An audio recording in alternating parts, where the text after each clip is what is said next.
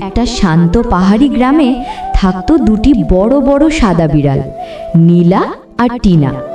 তারা ছিল যমজ, দেখতে একেবারে হুবহু এক। গ্রামের সবাই বলতো ওরা যেন বরফের দুটো ছায়া। নীলা ছিল দুঃসাহসী, পাহাড় বেয়ে উঠে যেত, ঝর্ণার ধারে ঘুরে বেড়াতো। টিনা একটু শান্ত, ফুল কুড়াতো, ছেলে মেয়েদের সঙ্গে খেলা করত। তাদের একটা স্বপ্ন ছিল, একদিন তারা দুজন মিলেই পুরো গ্রামকে আনন্দে ভরিয়ে তুলবে। এক বছর গ্রামে প্রবল ঝড় আসে, নদী ফুলে ফেঁপে ওঠে, মানুষজন ঘর ছেড়ে পালায়। ঠিক তখন নীলা ঝুঁকি নিয়ে নদীর ধার থেকে কয়েকটা শিশুকে উদ্ধার করে। অন্যদিকে টিনা গ্রামের সবাইকে জড়ো করে নিরাপদ আশ্রয় নিয়ে যায়। ঝড় থেমে গেলে সবাই বলে, এই সাদা বিড়াল দুটো না থাকলে আমরা বাঁচতাম না।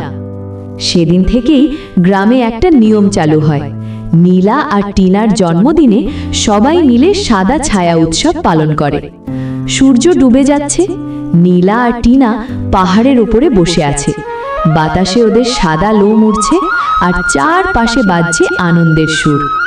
শিক্ষা, ভালোবাসা আর সাহস থাকলে যে কেউ সবার প্রিয় হয়ে উঠতে পারে।